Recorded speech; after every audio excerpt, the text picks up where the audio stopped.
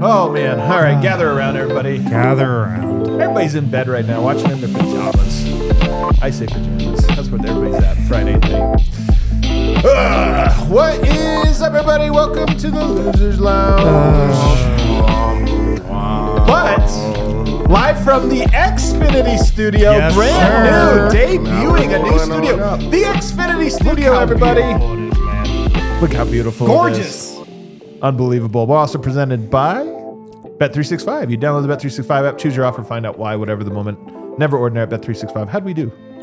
Well, we lost on the other side, That's good. but we won the other ones. How did we lose on the other? I guess it was kind of low scoring till it wasn't. But, Yeah. It was Jalen Johnson, rebounds plus assists. there you go. There you You go. got too cute with it, Dev, He was I a think. bucket tonight. Yeah. I didn't think that it was going to be that. Man, tough one. Nuggets battled. I mean, they grinded all the way up until that fourth quarter, but they get bit 36-12 in the fourth quarter. That's really the entire game as they fall 110-87. I should say the shorthanded Denver Nuggets, extremely shorthanded, even more so than the typically shorthanded Is that Denver the Nuggets. fast breakdown? I mean, it might as well have been. Should honestly. we just make that the fast We'll breakdown? make that. We'll skip the fast breakdown tonight. We got Harrison Wynn in the building. We haven't even done intros yet. Wow. That game sucked, man. I mean, that game and the Nets game, awful watches. Like those were two terrible watches. This was an absolute grind. This Losers Lounge is going to be a grind, but yeah, man, you got to do it. Hey, if they can grind, we can grind. Yeah. By the way, I think that was the last game I watched. So I'm on a run here. You're like, I wasn't gonna say anything, but Superstar Dev's here. I see people saying to not overreact, and while I agree, I understand if you overreact. I get it, man. I almost don't. This game, there's no Jamal Murray in this game. And the Nuggets just ran out of weapons. I mean, you watch this game. I said it was a grind. It was a grind in large part because the Nuggets offense was kind of like, can anyone just create a shot? Let's just see, can anybody? And the answer was sometimes, part of it. Nuggets, they fell behind early in this game, battled back to make it 30-28 after the first quarter. This is the fast breakdown, by the way. Okay. This will be the best one. 30-28 after one quarter. Second quarter, Atlanta got another run. And again, Denver kind of battled back. It was the third quarter that gave us life. That third quarter was actually, first of all, it was a total slog until the last 5 minutes or so when Denver really got it going, caught a rhythm, got some momentum, home crowd, which was very quiet today on this Western night. Yeah, Western night. Or Bruce Brown bobblehead night. Maybe that does it for you. That third quarter was honestly vibey because the Nuggets just had to grind. It wasn't pretty, but they found a way to get a ton of stops. They held them to 16 points, and they pulled a 4-point lead with 2 seconds to go. Then Okongwu hit a three. It was really with 2 seconds to go in the third quarter where the wheels fell off because Okongwu hit a three at the buzzer. And then they went on, like a 15-2 run to start the quarter, 15-3, and it was downhill from there. They get outscored 36-12. The wheels came off in this game in like 4 minutes, and then the rest of the game just kind of like ticked away. That beginning of the fourth, though, it was in the first like 2 minutes of what was it, 8-0 run, 10-0 run. Adelman called a timeout, and that was just it. Yeah, I think the timeout was only 7-0, but yes, it was such a big run because points were so hard to come by, and it was 7-0 in less than a minute. Yeah. But it was tough, But there are, despite our low energy to start this one, I think there actually are some very interesting takeaways. And we're also not just going to break down this game. It was a very interesting week. And I think that there's some storylines emerging, especially around Peyton Watson we're going to get into. But first, we will break down this game. So we'll go to our Red Hawk Roofing big takeaways. Superstar Dev, start us off.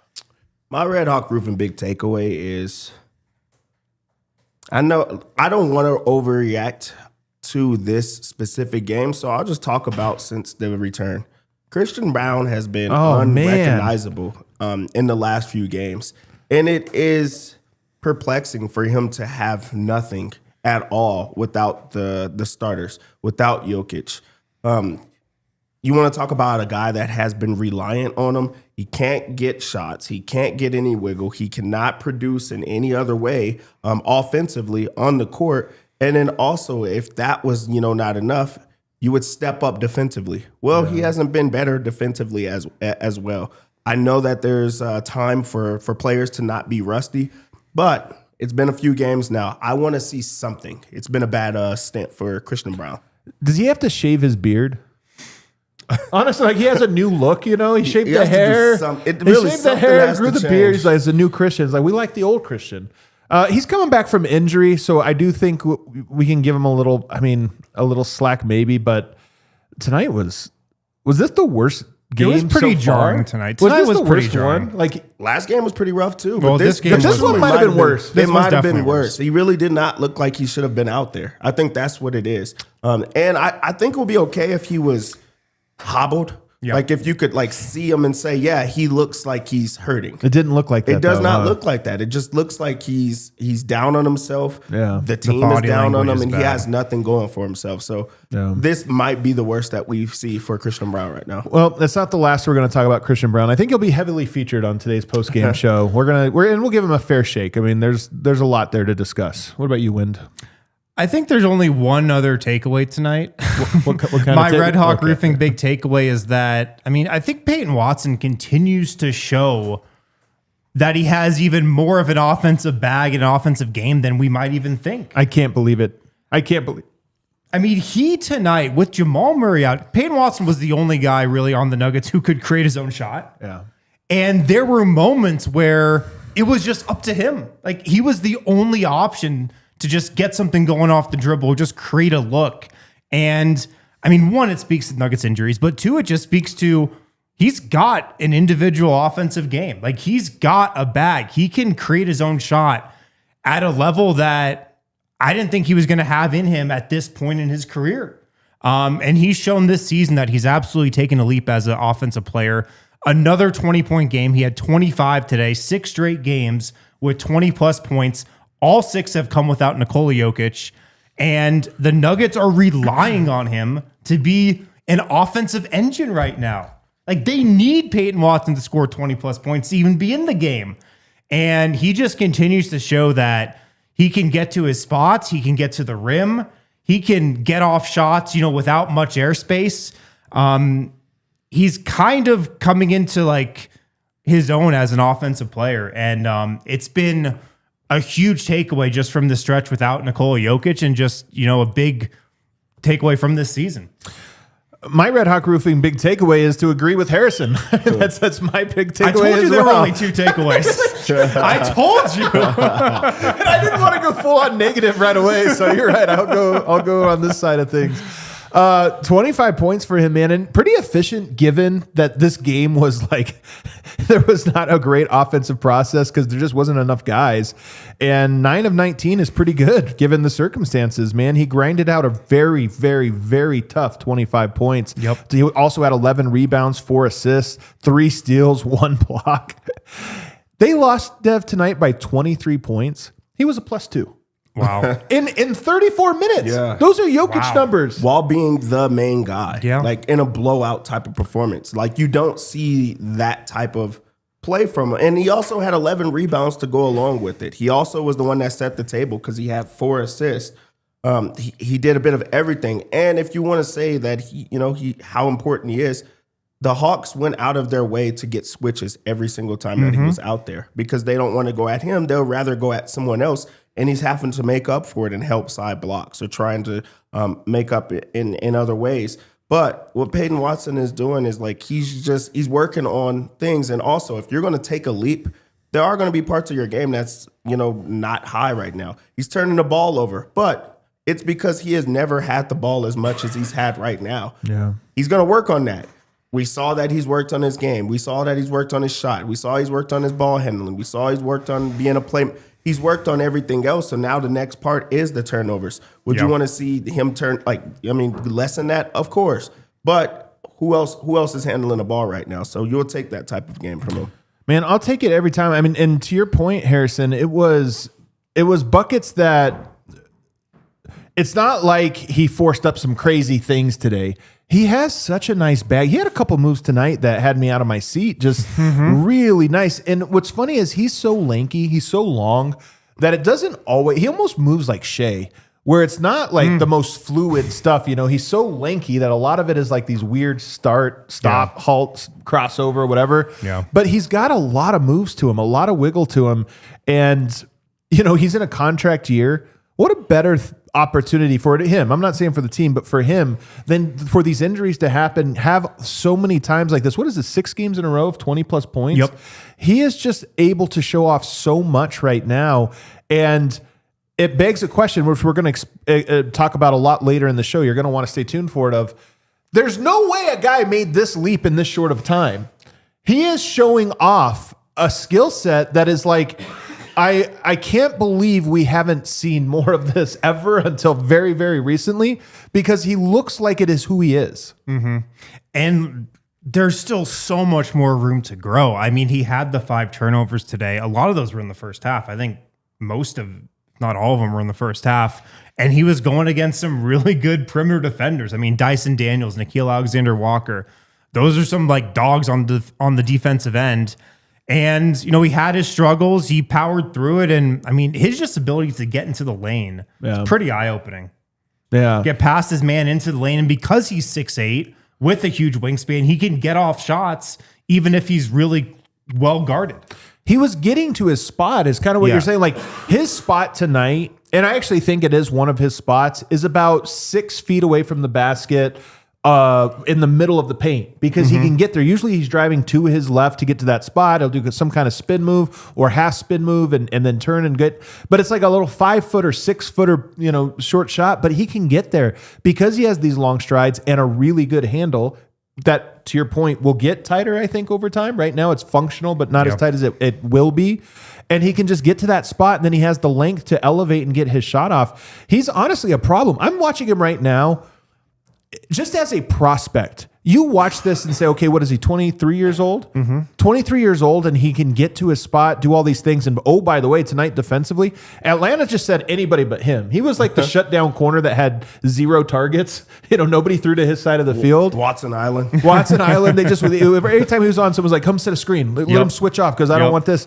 So to be able to do that, you watch him as a prospect and you go, my God, man, he gives you 25, 11, 4, 3, and 1. Pretty efficient when there was nothing else there. And he's the guy you don't go at defensively. Well, his defense was great in this game also, man, especially in the first half before they started going away from him. He was phenomenal defensively. That's why they go away. Yeah. It's like he scared the rest he of was them off. so good. That block that he had, when he went and bumped him and it went up for the layup on the Hunter Tyson, then PWat comes out of nowhere and blocks that out of bound. That's when they started to look for it. Then he's like straight up defending. Now it's like, okay, we're going to get a switch. We're going to get you off because you're going to have to, take on so much offensively. There's no way you're going to be able to keep making these plays. He continued to make these plays. And you talk about how much he's worked on his game offensively.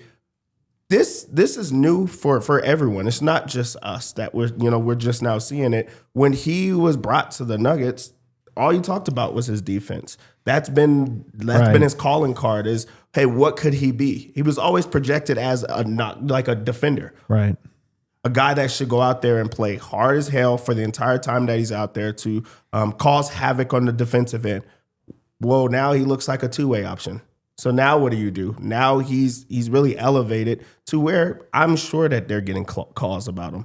Yeah. He's made things great for himself. I can't imagine the calls they are getting for Peyton Watson right now. I can't imagine it because how many prospects out there right now are 6'8", 6'9" with that wingspan, putting up 25, 11, and 4, who are also shut down defensive players, man. It's just, the guy is making a leap that is so meaningful. And look, tonight's game sucked. The fourth quarter happened. It wasn't on his watch. I mean, the fourth quarter, that collapse happened in the first 4 minutes, and it really was the entire game came down to that stretch.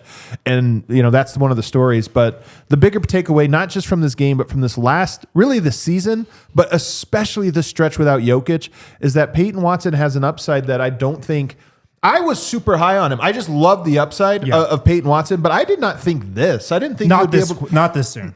From where he was at the start of or the end of last season to here, like I honestly thought he could get here, but it might take a full season, a season and a half, 2 seasons or something like that. Now he's playing like this right now, and it changes the whole dynamic for the Denver Nuggets. Do you know how many teams want a 6'8" wing who can do everything PWat does? That's in the comments right there. 31. There's only 30 teams, but somehow there's 31 teams. The Nuggets that probably want one. Yeah. They just didn't think they had this one. It's absolutely crazy. But it's a double-edged sword because we talk later about a lot of things around PWat, but it's also a positive because the run he's on right now feels like he's a different player and he's being viewed as a different player by the team, by his teammates, and whatever happens with the Nuggets going forward, it's almost like the Nuggets had an acquisition this year. Yeah, it's for Peyton real. Watson. Now you look at it and go, well, damn, man, is this what, the 4th best player on the team, 5th best player? That's honestly how you feel about him right now, and tonight was a big-time game for him. All right, let's take a break. We're going to get into some of the other players, can break down this game in segment 2 a little bit more, and then move into some of those big picture topics. Shout out to Bet365. Yo, big weekend coming up with Bet365. NFL football playoffs are here. Wild card weekend. I know you're betting, Dev. Who are you betting on this weekend? I'm going to bet in every single game. I like player props. I like quarterbacks. Yeah? That's what I'm going to do. Okay. Your boy Drake May. Drake May's getting bet on. Matthew Stafford is getting bet on. You can hit that QR code right there on the screen. Sign up with the code DNVR365. Bet365 is an official partner of the Denver Nuggets. NFL offers throughout the season. They've got tons of them. Sunday night football offers. They got the same game parlay promos going on Sundays as well. They also have the football early payout offer. You're a winner if your team goes up by 17 points with an instant payout on straight bets. Parlay selections marked as winners. Download the app, use code DNVR365. When do you sign up? Last season, both money lines were paid out 4 times because of our NFL early payout offer. Applies to college football as well for the college football playoff.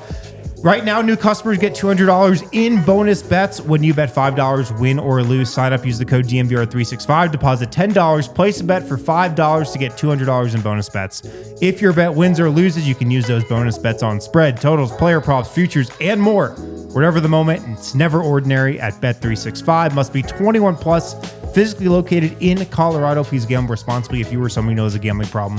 And while it's up, call or text 1-800-GAMBLER. Terms and conditions apply.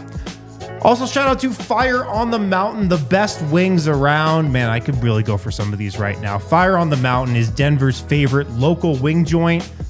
They've got 15 different sauces to choose from. Everything from mild to insanely hot, everything in between. They got an awesome beer list, great cocktails as well. On Mondays, they have $5 beers all day. On Tuesdays, they have happy hour. They've got great food, great appetizers. They've got everything you could want at Fire on the Mountain, including awesome wings, walkable and bikeable locations, takeout and delivery. It's a great place to watch the game, to catch up with friends. Check out their monthly specials as well. Vegan options too. Grab $5 pints on Mondays, all day happy hour Tuesdays. They now offer delivery from their Wash Park store. Make sure to visit their spots in the Highlands and Wash Park as well. They've got a spicy wing eating challenge as well. Should we try that? Oh man, we actually should. That would make for great content. That would. You can get that at Fire on the Mountain. That would be, we might have to do this actually. This might be a thing we have to do. We should. All right, welcome back here, segment 2, DNVR Nuggets Podcast. Make sure you guys throw us a like. Make sure you're subscribed. Let's go quickly through some of these other players. You know who I actually want to go to? This is the biggest upset in show history, Kale. Let's talk about Hunter Tyson. Let's do it. 10 points, 4 rebounds, 4 assists, 1 steal, 2 of 4 from the three-point line. He was actually a game-high +5. Only he and Peyton Watson were in the positive tonight, but looked like an NBA guy. Not the first time, actually, over this little stint, but looks like an NBA guy. Him being a positive in this game while playing 27 minutes, this is a guy that does not play a ton of minutes. So for him to get his number called and to play with that type of effort the entire time, that's how you buy minutes. That's how you get called on more, because he was a menace in this game. He was all over. He's grabbing rebounds. He's getting steals. He's help siding. He got a couple of big rebounds to just try to stop momentum. And he also was offensively. He was everywhere. They needed some buckets from someone. Who thought it would be Hunter Tyson? He's also going against starters. Yep, he started tonight. That's the difference. That's the craziest point. He started in this game. And he also played the second stint to start to the second half. And garbage time. He only played against the starters until that garbage time. Yeah. So, like, this was a real Hunter Tyson, I'm earning my minutes type of game. Like, you're going to take that every single time. So, I loved what I seen from him. We talked about this in the pregame show. We were shocked when we saw the starting lineup. Really? You were? Yeah. DaRon Holmes, Hunter Tyson, Jalen Pickett. But I said it at the time. I kind of loved it from David Adelman. I mean, he played well in that Philly game. Reward him a little for that. You're out Jamal Murray. You know, you're so undermanned in this game. You're without so many guys. Why not just mix it up a little and, you know, see what he can give you? And he played well. I mean, he played well in this game. Double digits, gave them good energy, had a steal, did some really good things out there.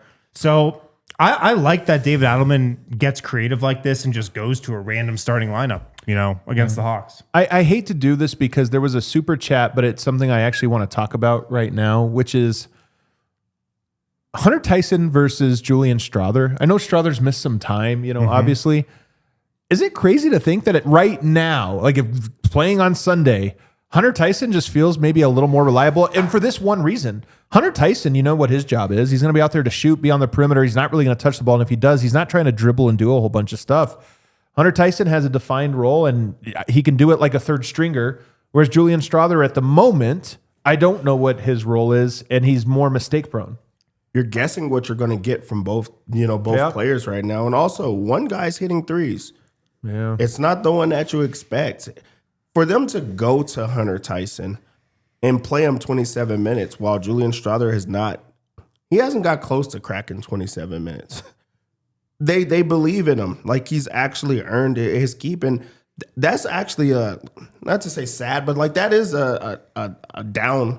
Julian Strawther has been getting less and less time. He's like fell out of the rotation since the injury. I feel like it was even before that, but it's just something to fall back on. And we haven't seen a positive game from him in so long. So having Hunter Tyson, that's another guy that you could count on to go to in these type of situations that pushes him even further in it. So this is a tough time for Julian right now, but it was good for Hunter Tyson. Yeah, he also gives you energy too. Yeah. And just he can kind of make a play out of nowhere sometimes. Will you do the Hunter Tyson every time he makes a big time play? There it is. Gotta get the eyes too. It's pretty good. To Julian Strawther's point, or to that point, we don't have to spend time on this, but 10 minutes, this was a 10-man rotation because that was all that was healthy. He played the fewest minutes, and it was kind of allowed. I didn't even mean to cue that up. I didn't mean to do that. How do we even have that? Yeah. But yes, that is the stats, though. Good job. Hey, good job, Kale. I think Deb brought up a great point, though, the kind of dichotomy there between Hunter Tyson and Julian Strawther. I mean, think about where Strawther was last season, you know? And Hunter Tyson gets the start tonight and plays 27 minutes. Yeah, I guess they play slightly different positions, but if the coaching staff had the faith in Julian Strawther, he'd be in there, you know? Yeah. For me, it's that Julian Strawther's game is not just as a three-point shooter, of which he hasn't necessarily done a good job. By the way, I texted this to you guys earlier today. Nuggets have 9 guys shooting 40% or better from three this year. 9 guys, which is kind of crazy. And do you know who the 10th is? Who? Peyton Watson, who's shooting 39.6 coming into this game. I think I rounded up and counted him. No, you're right. There's 9. Because we talked about this on the show yesterday, me and Vogt. Okay. Peyton Watson's the only guy that like plays that isn't. And worst, he's almost there. The worst three-point shooter on the team is Julian. Yeah. And this is now 3 years in a row where his three-point shot hasn't quite been there. But the thing about Julian is not that. Like, I trust that the guy can shoot. It's that he puts the ball he like gets the ball and immediately starts dribbling it towards the basket. And I just don't trust him to do that. I don't think he generates good shots for himself. He doesn't really see anything else. So Julian, I think, might be, it's crazy to say at this point, he might be the 14th man on the roster. And dropping even more. Pickett has jumped him this season. No question, Pickett has. Well, but that's what's scary, though, too, because one, I just don't think that there's a defined role for him on this team. That's part of it. He's not even, he's not a spark. He can't really shoot it to extend it. He can't play backup guard or anything like that. And if you can't get the time right now when everybody has been out, when would you get the time? The opportunities for him I think it just passed. Well, that's why I was so low on him entering the season, because everyone's like, oh, Julian Strawther, like this is the year he could break out. They brought in Tim Hardaway to do his exact job. Yeah. It's wild to think that we wondered if that'd be a battle. It was pretty clear, I feel like, that it was going to be Hardaway, and it obviously has been, but I did not expect Strawther to fall off this much. I still thought he'd be involved more. Yeah. Aaron Gordon's the next guy I want to talk about tonight. 14 points, 9 rebounds, 5 assists. He was a minus 19 because he was on the court for the end of that fourth quarter stint, but some good, some bad. The one thing I'll say about him tonight is in that fourth quarter when they were making the run, he had 2 possessions where I felt like he kind of settled, almost looked fatigued, and he's got to be getting his legs back under him and all those types of things. But, what did you see from AG tonight? Kind of the same thing I've seen since he's come back. A lot of jump shots. Yeah. And he obviously likes taking jumpers. His shots improved tons over the last couple of years. He's really confident there from 3 and that mid-range. But for me to be like fully confident in AG and like really trust him and know that he's healthy, I do want to see him just take it to the rim and just yam on somebody, Yeah. That might be a while though. Yeah. But the thing that I like about him is we do see the inside out attack, because I feel like he's forcing himself to go to the free throw line, because when he sees a mismatch, he goes after the mismatch. And for a guy that, and this is not a negative for Aaron Gordon, because I feel like this is what he's did to his mental, is he is reliant on Jokic. Like he's pushed himself to be like, we're going to be on the court at the same time. I'm going to do the things that he wants. So for him to still be able to produce when he's not out there, 14 points, 9 rebounds, 5 assists for a guy that's coming off the bench, for a guy that is on a minutes restriction, and is paired with another guy that's not there right now, I'll still take that from him. He's still knocking down a 3 ball. He looks spry, like he's doing the step backs and things like that. And he's also very strong. So it's a small stint for him because of that restriction, which I am a little bit shocked that they're just still going to like not over 25. But maybe that's them just trying to keep him fresh before, everybody else gets back. Yeah. He seems slow to me. Like, yeah, heavy-footed, I would say. Yeah, and he looks huge, like he put on a bunch of muscle probably while he was out, but he doesn't look as explosive too. Right. Like dunks and stuff, right? Yeah, but even just like when he's taking it to the rim, he's not really getting much elevation. He's kind of not really able to get around guys, which is okay because he's so strong. He can just really go through you. And I do get the sense that he's kind of easing himself back into it too. Yeah. I don't think he's going 100% or even close to it. It's a hamstring. Right. He's had so many of those injuries. He's probably being careful about it. I think that we said this game was a grind. There just was a lot of possessions where like he'd bring the ball up so slow, and it felt more because like tired and fatigued and got to save some energy or this or that. But I mean, he's coming back from injury, so it's to be expected. I don't know if there's another guy really worth talking about. I guess I'll get your opinion on DaRon Holmes. He had 6 points tonight, 1 rebound. I think the 1 rebound is becoming a concern. 15 minutes, 1 rebound for him. 2 or 3 from the 3-point line. Like you said, that part, a positive. It almost feels like that's exactly what it is, But like he's the 3-point shooter. The rest of his game at the moment, I think we're still trying to wait to see what all's there. Yeah. I mean, the rebounding thing, the Nuggets did out-rebound the Hawks 44-40 in this game. But yeah, just 1 for DaRon.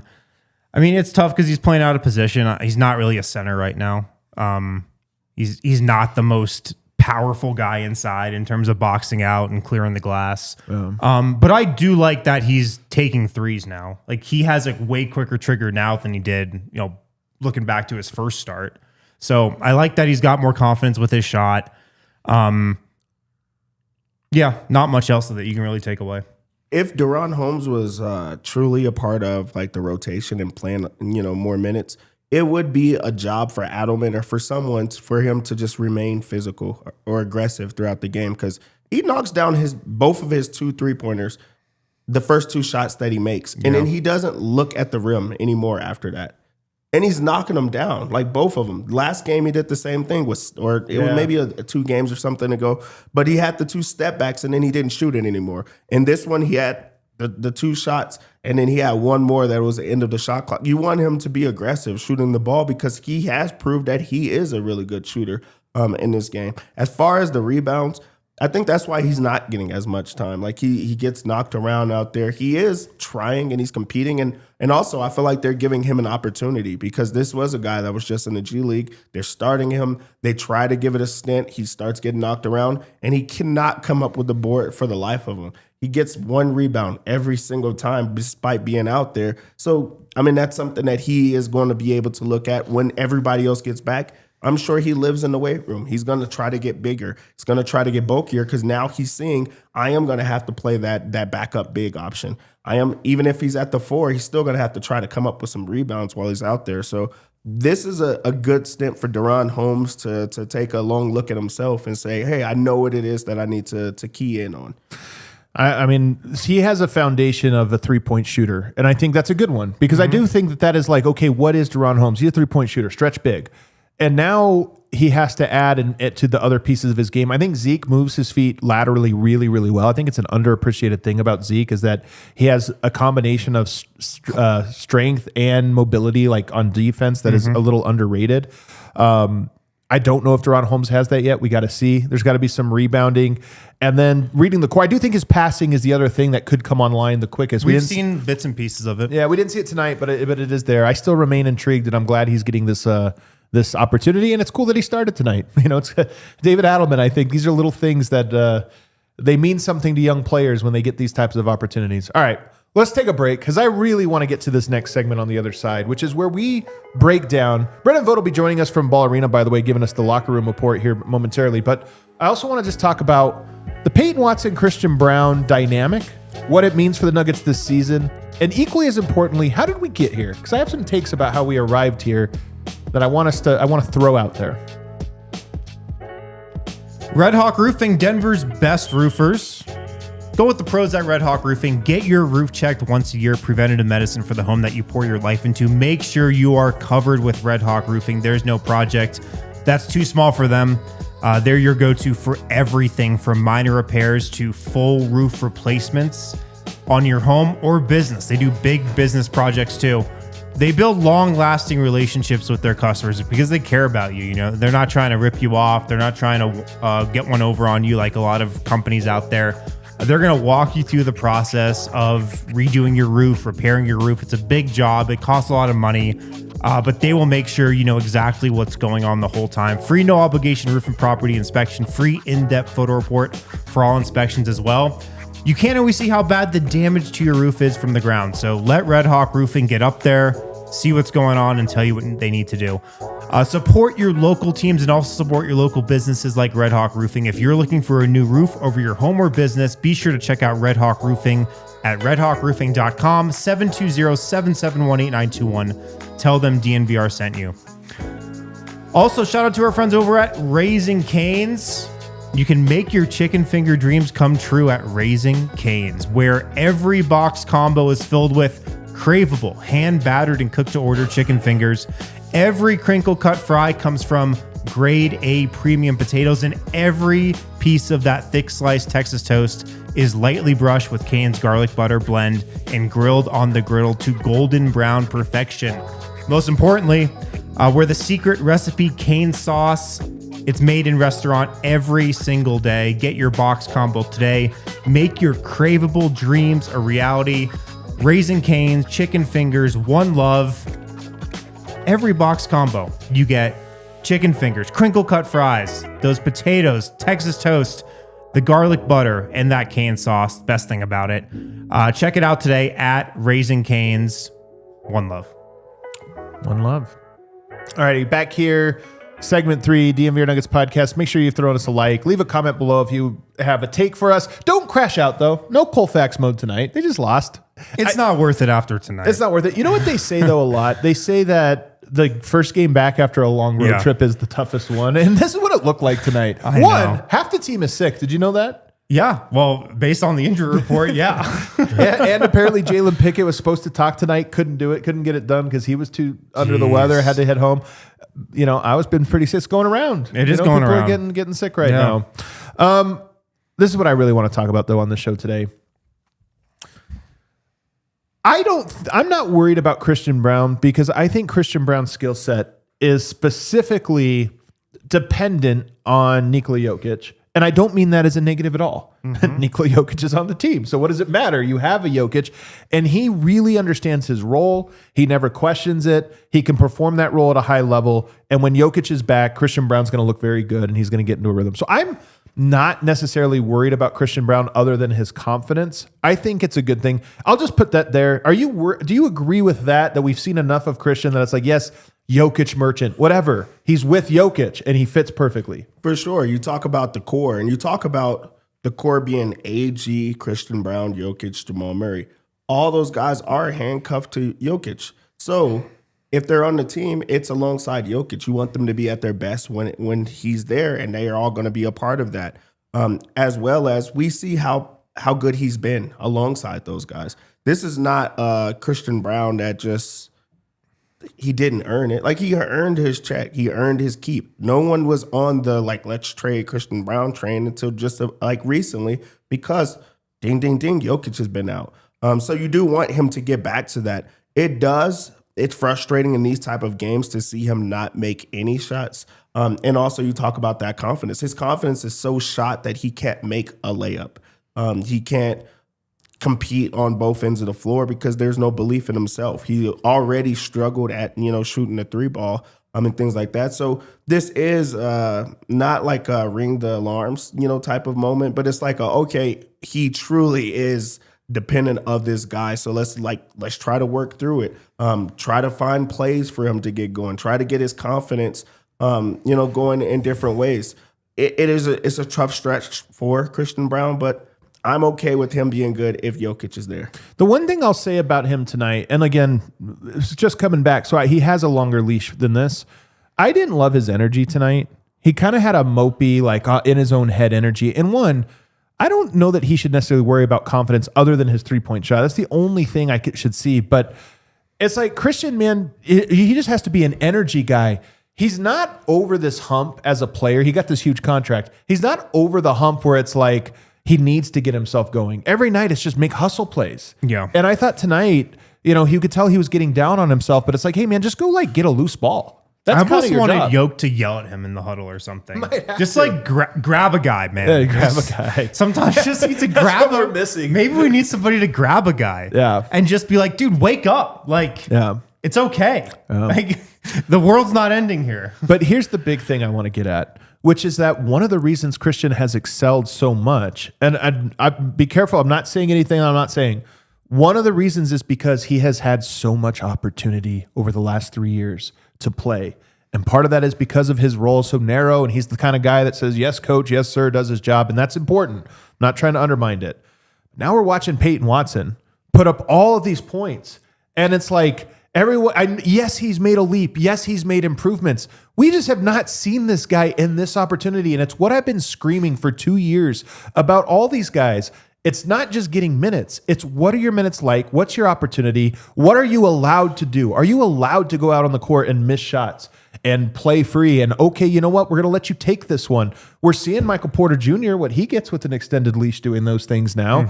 We're seeing even guys like Jalen Pickett get to do this, but nobody personifies this more than Peyton Watson, where we're sitting here going, how great is this guy? And I think Denver is in a bind right now because Peyton Watson is so good that it would be a shame to lose him.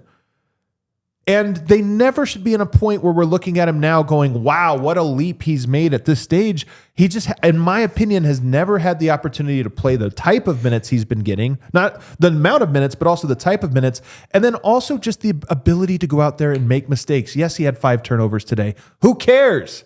He had the opportunity to go out and do this. And this is where I think this is what the last 2 years have meant. I know everybody has been hate Calvin Booth and called me a Calvin Booth truther or this or that. I've never felt that way. I've known Calvin Booth's flaws. I've always said that's not the whole story. He's not a terrorist. He was half of an equation that screwed this team over. Half of the equation. But he had good guys. I just look at this and say, there's no way we should have gone 3 years and not seen any of this from PWat. And now all of a sudden, new coach, new opportunity, and we're like, oh, he had this? Right. Yes, that was the damning mistake, in my opinion, of the Nuggets of the last 2 seasons. Right. Because Peyton Watson got a lot better, last season to this season. he didn't get this much better. Yeah. He didn't go from not having any offensive game to scoring 20 plus points in 6 games without Jokic. Right. That didn't happen just over one summer. So I think you're exactly right. I mean, if you were to do the last couple years over again, you would have seen this. The Nuggets would have known that PWat had more of this in him and maybe been able to put that into their calculation when handing out extensions last summer, or just in their thought process at all when evaluating Peyton Watson. This didn't happen overnight. It's been building, and now he's finally getting the chance to show it. What he's been able to do, though, without Jokic has been unbelievable. I mean, 20 plus points in 6 straight games without Jokic. He doesn't need Jokic in the same way Christian Braun does to get going. And like Christian Braun gets so much of his stuff off of Jokic, whether it's the transition finishes from Jokic's outlet passes, whether it's, the split action where Jokic can feed him going to the hoop. And he hit threes last season. He can get his offense in other ways, but a lot of it is built off the Nuggets offense. What we're seeing with PWat is that it's not Jokic reliant. Yeah. And in some ways, I wonder even if it's like, hey, without Jokic, he gets the ability to do some of the things that when Jokic's on the floor, their offensive rating is like 130. Sometimes you just play the system. But this is one where it's like, you know what? The Nuggets need some offense when Jokic's not on the floor, and he seems as equipped as anyone not named Jamal to do it. And look, like Christian Braun, he has proven to be a perfect fit in the Jokic offensive system. Very good. How he can cut, how he can read the floor, how he can move to open spots, and how he doesn't need the ball open all the time. It has been, and I think will continue to be, kind of a perfect fifth option in that starting lineup. But I think that's why I feel like this has been a balancing act. Like you talked about, Calvin Booth and his guys. All of them are excelling right now. Yes. And a lot of the reasons that they're excelling is because they have a coach that is giving them the opportunity. And not playing games with them, just no games. But that's also what Cal was asking for this whole time. Yeah. So like, I know that a lot of times it looked like he was wrong. Maybe he wasn't wrong. Maybe he was just early, to that. And now they get an opportunity and they get to showcase it because the guys that you've been looking for, Zeke Naji, Jalen Pickett, Peyton Watson, those are the guys that he wanted to get a longer leash or to give them the opportunity. And if you see this right now, these are guys that are excelling without Jokic. Guess what those guys are all? Off the bench guys that you could try to, build your second unit with. That doesn't need to be reliant on playing a specific way. That you need to have, the leash off with and let them just go. Because, and then, talking about the balancing act, that's why it's tough to put a leash on guys. Right. So like, Christian Braun has been on the leash so long that it's hard for him. He doesn't want to run away from home and explore right now because he's like, no, I'm going to stay away from here. And then you have a guy that some dogs just run off as soon as you let them out the house. And that's what Peyton Watson is doing right now. He's running off. He's exploring his game, and it's working right now. So you have to be on the same page. You have to get opportunity, and Coach Adelman has gave them that, and it's working out for them. Now, one thing I will say is that this is not all Michael Malone. This is not all everything. Some of this is that playing with Jokic is tough. And I think Michael Porter is the perfect example of this in that, and Mike even had the most, I haven't been on the show since he said this after that Brooklyn game, but he had one of my favorite quotes I've ever said. Like, he's wise beyond his years sometimes. He's unbalanced in his wisdom. But one thing he said that was so wise is they were asked, like, Adelman said that they thought they used you right, but do you agree, but didn't think you would agree with that. And he goes, look, when you have Jokic, right is playing through him.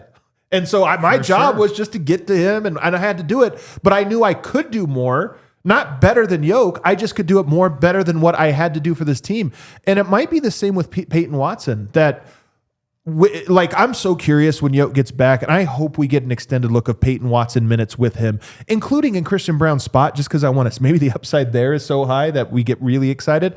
Maybe it's alongside him. I mean, who knows? But I want to see it, but part of me wonders if Peyton Watson tonight had free reign to do whatever the F he wanted out there. Through the legs dribble, inside out, crossover spin, he could do it. Jokic's on the floor, man. You're not doing that. You're not. Because the offensive rating tonight was still terrible. I mean, the offensive rating tonight was 98.7. It's pretty rough. This wasn't a formula to win games. No, but he has a little bit of this in him, and I just wonder what the balance is. If you can play 90% Jokic ball when you're on the court with him, but give him a leash to be able to freelance a little bit. And then maybe when Jokic's not on the floor, it's like, hey, now we have a guy who can create a shot better than we thought. Let him do it then. Yeah. I think we have, though, forgotten a little bit. I'm not talking about us. I'm just talking about the collective we. We have forgotten a little bit how amazing Christian's season was last year and how incredible he was. I mean, he was unbelievable. With Jokic, man, it's unquestionable that he knows what he's doing and executes it. I think he will get back to that. His body language and confidence is bad right now, and I just feel like somebody needs to just grab him and be like, wake up, man. It's going to be okay. Like, you're 3 games coming back from injury. Remember who you are. And yeah, Jokic will come back eventually. That's the other thing. But Christian Braun, I do still think is just like the ultimate perfect fit in that starting 5. He's playing the worst basketball of the last 3 years, coming back from injury, and Peyton Watson is playing his best basketball of his career. Yeah. It's been quite the dichotomy. I will say this, though, as the last thing, man. Peyton Watson averaged 2 points a game in college. Calvin Booth's a hell of a scout. And I had people, just to kind of share, I had people over the last handful of years before he got fired that, with the organization, coaches, everybody else, people around the team, people had great things to say about him. People had bad things to say about him. So it's not like I'm only hearing one side or this or that. And most people, it was mixed. Most people were saying both, a little bit of both. One thing everybody said, unquestionably, is what a great scout he was. Guy averaged 2 points a game. Here he is putting up 25 points with these saucy moves while also playing defense. That's a hell of a pull, man. That's a hell of a pull. Who watches a guy score like literally 34 total college points? And Calvin was in attendance for the one game Peyton Watson went off in that one year. That's all he needed to see, man. That's all he needed to see. All right, let's take our final break. On the other side, Brendan Vogt is at Ball Arena. He's going to be checking in with us. Peyton Watson spoke today, and I'm told he had a lot to say. Ooh. Well, I'm sure he had a lot to say. Stay tuned. Shout out to our friends over at Strawberry Fields, locations across the state, in Denver, in Pueblo, in Trinidad, and in Downeyville. That's on the side of I-70 going to the mountains. There's probably a Strawberry Fields right along your route. You can check out their online menu and payment options to skip the line and get in and out fast, or you can get straight back to your couch even faster. They carry a huge range of products. Premium flour, vaporizers, edibles, infused drinks, tinctures, concentrates, topicals, you name it. Our bud tenders know their stuff, and they are great at helping you find exactly what you're looking for. Strawberry Fields, they also run really good deals every single day. You can grab high quality products without spending a ton. And if you're new, sign up for their loyalty program. Don't forget, use code DNVR for 25% off your entire purchase. Got to use that code DNVR. 25% off your entire purchase at Strawberry Fields. Must be 21 plus with a valid ID to purchase. More info at strawberryfieldscannabis.com. Also, Toyota, no matter what type of car, truck, SUV you're driving, gotta be Toyota, man. They've got everything. Trucks, cars, SUVs. They've got the 2025 Land Cruiser, beautiful car. They got the 2025 Tacoma. The beautifulest. 17 models available all-wheel drive or four-wheel drive like the Epic 4Runner. They've got more low and zero emission vehicles combined than any other automaker. 16 different hybrid vehicles to choose from. I honestly think they are the most beautiful cars. They really are, man. They're gorgeous. The most Colorado cars, too. The new Land Cruiser is like breathtaking. It's honestly a work of art. If I could afford that car, we might get to drive one this summer. We might get to do a little adventure. Awesome. 16 different hybrids to choose from, like the Tundra iForce Max hybrid truck. They got the RAV4, the Grand Highlander. Visit your Front Range Toyota stores at a location near you. AutoNation, Toyota, Arapahoe, and Centennial, Corwin Toyota and Boulder, Groove Toyota in Littleton, Mountain State Toyota in Denver, Stevenson, Toyota East and Aurora, Stevenson, Toyota West and Lakewood. Toyota is a proud partner of the Denver Nuggets and the official vehicle of DNVR. Let's go places. Let's go places indeed, man. We're still waiting for Brendan Vogt. I love it. He is losing his mind right now that Zeke Naji has made him wait. Because Jokic will make you wait. Jokic will put up 55, 16, and 14. Zeke Naji podium game? Zeke Naji podium game, and he's waiting on it. Do we need to hear from Zeke tonight? We should probably just tell him to come right now. I will say this one thing, though, real quick before he joins us, and it should be any moment here. But one thing is, Anthony Davis might have gotten hurt and be out for the rest of the season. You seen this report? Hurt his hand. Have you seen this? Hold on that injury where he just like went. Bro, nothing happened. Yeah, he like bumped like that on a guy, and it looks like nothing happened. He might be out. I feel bad for the guy. I'm kind of laughing because of how absurd it is, but I never want to see a guy. Do you know what it reminded me of? What? Paul Millsap injury. That one was against Julius Randle. Where he just jammed his wrist. Yeah. Same type of play. Yeah, but Julius Randle is because that guy is like a concrete, you know? Like, who was Anthony Davis I going can't remember, against? but it wasn't that. It's like Reed Shepherd. Yeah, something was not like that. But the thing is, it actually affects the Nuggets in this one way. I don't think the Nuggets would trade PWat, although there is a question about, there is always an offer. There's always some offer somebody will give you that's like, you know what, you got to say yes to this one. Maybe you get to off season and you move some things around. There's time for that later on. But the question I have is, Anthony Davis goes down, and Atlanta was the team that was actually most connected to him. Yep. And he was one of the big dominoes that could affect the whole trade market. If he's out, the trade market might actually heat up as teams were thinking, like, now there's one big puzzle piece out. And I wonder if other teams now are looking around and being like, well, he's not available. So what else is out there? Maybe that affects Denver. Maybe that drives the price up for Peyton Watson, Cam Johnson, any of these guys. But there are worlds out there where a Nuggets trade could manifest itself, especially if you look at PWat's free agency and say there's no way to keep him, and especially if other teams are looking at it and willing to part ways with big-time players for him. And I'll give you an example. I was thinking about this the other day. Trey Murphy is a great player. He's kind of like Cam Johnson and Peyton Watson. He splits the difference a little bit there. He's obviously not as young, but he is a ready-now player who would last all of Jokic's prime. Is it that crazy to think that the Pelicans would want Cam Johnson and Peyton Watson for Trey Murphy and maybe another piece that could be a slightly playable player? Isn't it that crazy to think, well, hold on, Trey Murphy's better than Cam, maybe has probably as much upside as Peyton Watson. Yes, it's only one guy, but damn, that would be nice to have for the foreseeable future. And by the way, $24 million contract, not that bad. Yeah. I want to talk about, I just hope that they start saying that there's interest there. You know, then I could go all in on this one, because you already know how I feel about Trey Murphy. That would be fun, but also... Isn't that crazy, though? If you're New Orleans, you look at that and say, man, this guy PWat looks pretty good. Yeah. He's probably not going to cost that much money because he hasn't been doing it long enough. And you could keep him. He could get multiple years on his contract. And Cam Johnson is an expiring contract that we take him in for the rest of this year, and then we flip him in the offseason and get a first. Like, to me, it's not that crazy to think that they would be interested in that. That's something that will... I mean, I think it helps all teams involved. It would make the Nuggets better. They'll have something in their future that they desperately need, and the Pelicans aren't really moving for them right now. So it's two guys that are kind of in a situation that would answer, like, moving forward. So that would be fun.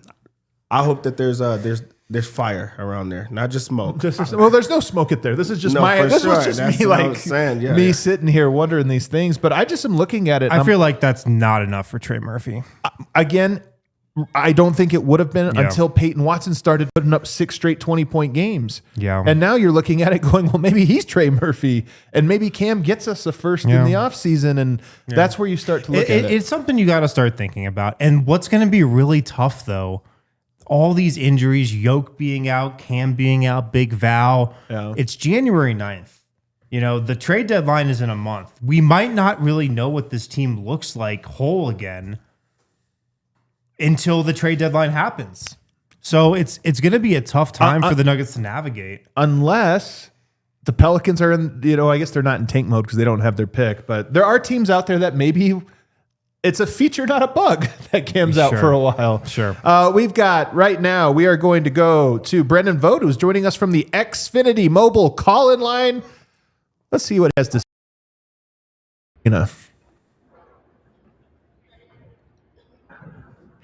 Vogt, you're on the Xfinity mobile call-in line. What's up, brother? What's up, fellas? Calling in courtesy of Xfinity from the Nuggets locker room, where everyone is hurt and everyone who isn't hurt is sick. So just tremendous vibes. Really excited to break it down for you guys. Well, that game hurt me and made me sick. Yep, and the Nuggets as well, for sure. So we heard from David Adelman, who honestly was comfortable kind of using, I'll say, the excuses, or what sometimes get used as excuses. He said, look, I know it's no excuses and it's the NBA and blah, blah, blah, but it does happen. And guys were tired, and they just kind of ran out of gas tonight for sure.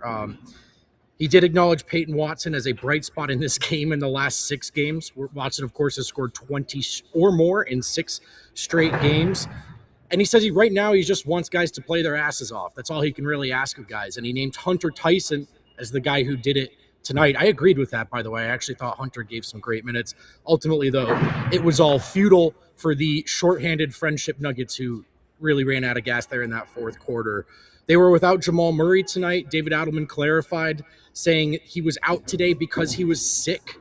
Now, that sprained ankle he's on the injury report with, Adelman did call that a, quote, constant issue, end quote. But tonight, Murray was just out because he was sick.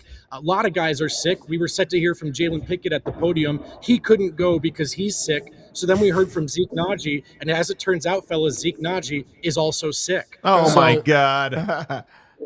Yeah, quite a lot. Zeke Naji did tell us for him, he goes, I don't think confidence was a problem for me. He says it was rhythm and opportunity. He's getting to play with the guys now, and it feels really good. He agrees with the notion that they're facing adversity now. If they can fight and push through it, it's just going to make them better on the other end. He says, come playoff time, I think we're going to be really deep. As far as playing the center and finding a little more success in that position than he has in the past, Zeke Naji said, to be honest, I feel like with the way that DA coaches, it doesn't really matter where you are. Anyone can be in any position. He's very flexible about changing things on the court. So a lot of guys are really interchangeable. That Zeke feels like that's helped him. On Peyton Watson, Zeke said, look, even in his rookie year when we would play on the off days and stuff, that's how he played. But right now he's just so comfortable and so confident in the opportunities that he's getting. It is so loud in here. It was so quiet in here right before I called in. It sounds fine to us. I can tell something's going on, but it's louder to you than us, I can tell. As long as you guys can hear it, that's fine with me. We also heard from Peyton Watson. I asked him about his confidence and if his confidence has grown in the last 6 games. He says, absolutely, that's a no-brainer, but anybody who knows me would say I've never struggled with confidence. I would have to agree, knowing PWat in the limited capacity that I do. Yeah, I was going to say, I don't know him too well, but that is true. Yep, I can co-sign that for sure. On what he's learned about being a top option, Peyton said, how hard it is. I have a lot of respect for guys like Jamal and Yoke who have been doing this for years. I asked him, I know he's a team guy, but was any part of him kind of chomping at the bit here to really just spread his wings and show what he can do? And he said, absolutely. He said, ever since college, when people kind of doubted my ability offensively, I've been itching for this chance. So he also talked about the balance of being a defensive player that's taking on a bigger responsibility offensively. And he said, yeah, I take pride in the defensive end. That's how I got my foot in the door here. But it is hard. It's hard to find that balance. My motto is to just go out and exhaust myself. This game is fun. It's not like I'm out there suffering while I'm doing this. So I'm going to go and go exhaust myself. We're the only ones suffering. Yeah. He says he's gotten stronger, so he feels like his balance is better, so he's able to change speeds, which he feels like is really difficult for him as a defender guarding the opposition. So he's tried to add that to his bag. The next step for him, he said, is just cutting back on these turnovers. He feels like some of them could be cut out just because they're lackadaisical, but he also knows that, this is just kind of part of life right now with all of the attention that he's getting. So he's got to try to navigate that. That's the next thing he wants to get better at. Spoke with Aaron Gordon briefly in the locker room. Aaron, I said, are there any physical limitations for you? Obviously, you're on this minutes limit. How does it feel for you on the court? He said it's less physical. It's more about trying to find the flow of his minutes right now. Specifically, Aaron said it's a longer halftime for me, right? So with the bench coming off the floor. Oh, that's interesting. Then he rests. Then he's resting to start the third quarter. He's not used to that. So he said it's just something he's trying to navigate. But Gordon's not one to make excuses. He also said he feels like they could have won this game if he was just better in the second half. It's a good note. And lastly from Aaron, he was asked if he feels like the guys are trying to prove something in this stretch without Jokic where they're 3-3. And he said, we're not trying to prove anything to anybody outside of this locker room. Oh, there you go. Nice. Okay. It was pretty quiet. How was Western night out there? Western night, that I'm not even sure if it was an official Western night, but it sure looked like one. It was also Bruce Night bobblehead night, Bruce Brown. Yeah. I'm not sure what to call it. It was fun. until the fourth quarter started. And then about 5 minutes, a Denver lead turned into an Atlanta blowout. Crowd did leave early in this one. Can't say I blame them, to be honest. Just kind of felt like the magic friendship Nuggets kind of ran out of magic. You said 5 minutes. It was more like 55 seconds. But yes, it did. It happened quick. It went quick. That's true. Great stuff, Vogt. Thanks so much, buddy. Hey, good to see you guys. All right, take care. Watching us. We're going to wrap up the show at the overtime on the other side. I actually think I know why Nuggets didn't win on Western night. Kale, do you have that? There was something missing from Western night. Oh man, was it the fellas? Oh, look at that! Look at that. That's really good. That's exactly what's missing right now. I know, man. How are we not in the building for this? We got some super chats, Kale. By the way, how many likes would you think we have right now, if you were to guess? Usually we're counting a couple hundreds. 15. We have 49 likes, people. Come on, man. It's not our fault. It's not our fault. We're the ones suffering. PWat's not suffering. We're suffering. Super chat here from Jalen Ranky. Could have built our new practice facility with all those bricks in the fourth quarter. Bro, it was a brick fest. That was a real brick fest. That was wild. Everybody. Every single time. We got mundered. We did. Game shine. Not worried. Bad quarter. Only sucks though at home. Yeah, well, that is true. We do suck at home. Michael Porter Truther. Non-Tyson minutes. I trust Hunter over Julian. Yeah, that was the one I said the chat had that we talked about earlier, but I think it's just true at the moment. Yeah. I mean, I don't really trust either one, but 5-5-5-5-5-ish. Dang, just ran out of gas. 257 bench three-pointers down, only 298 till 555. Wow, we are almost halfway there, and we're almost halfway through the season. We're on track. Hold on, I missed the end of it. I think CB might have come back too early. Shout out to the guys that played hard. I mean, maybe. Kyle M. Hey, Wind. There you go. Damn it. Thanks, Kyle. By the way, the torn ligament thing, we talked about this on the show after it happened, like slowly after it happened. I saw people kind of freaking out over it today on the timeline, but that's why you tune into the show. It's a very serious ankle injury. Peter Duck. Man, can't believe the NBA stopped all the games in the third quarter today to commiserate Bill Kennedy's injury. Man, what was that fourth? On to the next game. Yeah, shout out one for Bill Kennedy. Yeah, we lost a soldier tonight. Flacco Watts, Nuggets fall, but the little Nugget show pushes on. Hunter player of the game. Commentators cursed versus the Jersey curse. As soon as you guys are done. Oh yeah, Flacco Watts. Yeah, probably don't have to push it back tonight. He had to push his show back the other night. Christoph, send the National Guard to Browntown. Pace has to be restored. There's some robbery happening. Hashtag pregnant man of the year. Agenda must start either way. Wow. Big Namek in Morgan Freeman. You got to do it Morgan Freeman voice. We gotta do it Morgan Freeman voice. I don't have a Morgan Ever Freeman since voice. I was a little boy.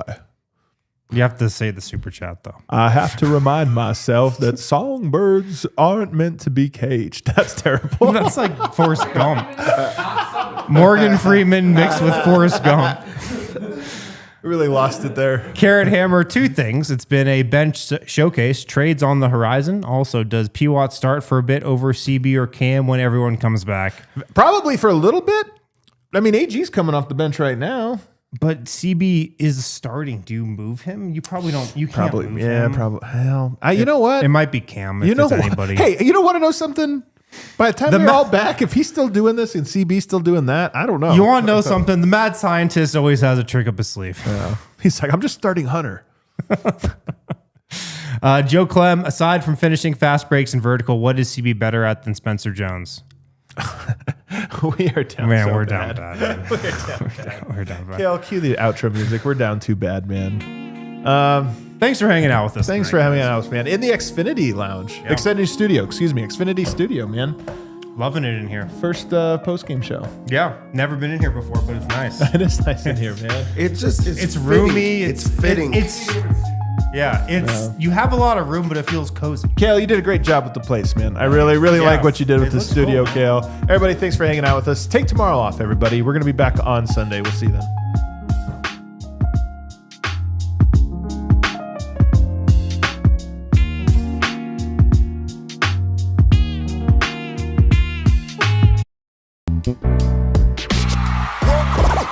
all city like the mayor.